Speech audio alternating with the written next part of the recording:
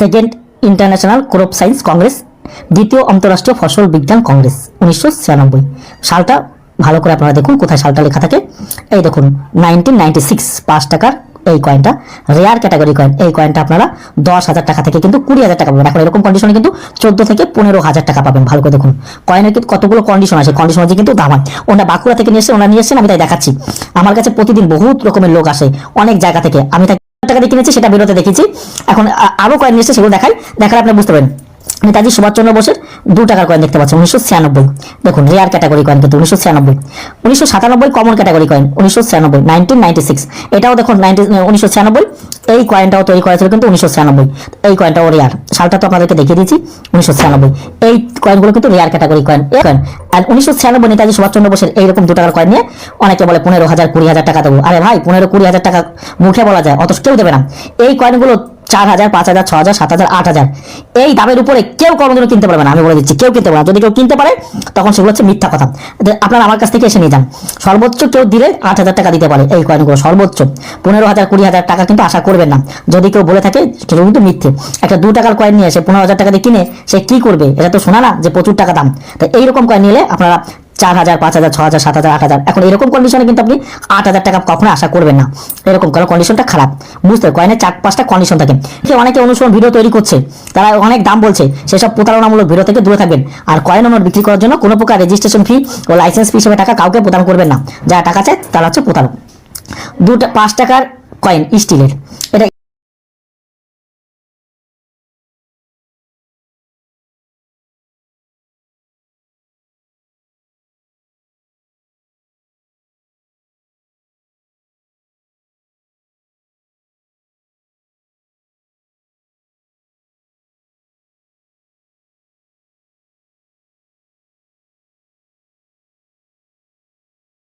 স্টিলের কয়েন কি করে বুঝবো?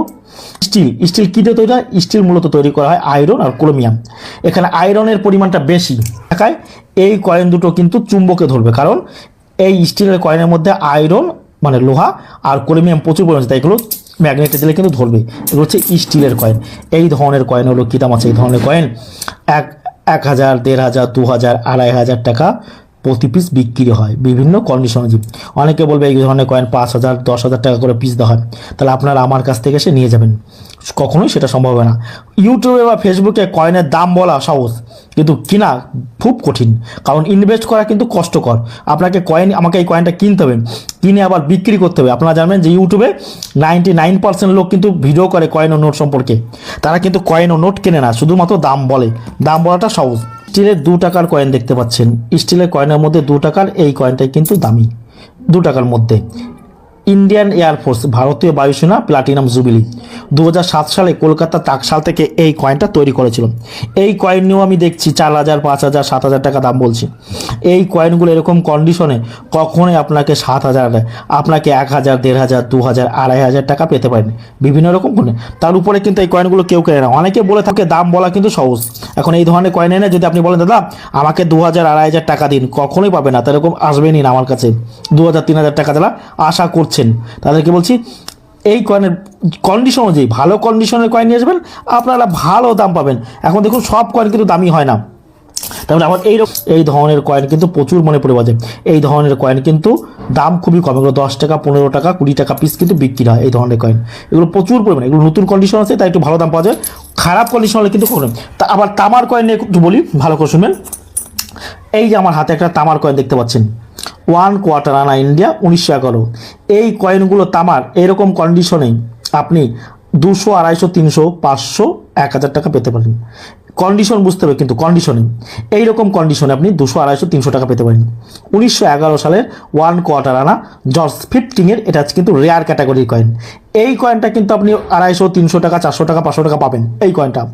এখন যদি বলেন দাদা আমার কাছে কিন্তু অন্য সালেরও তো কয়েন আছে, 1918 1936 1936 আরও কত সালের, তা হচ্ছে 1936 রয়েছে, 1912 সালেরও রয়েছে।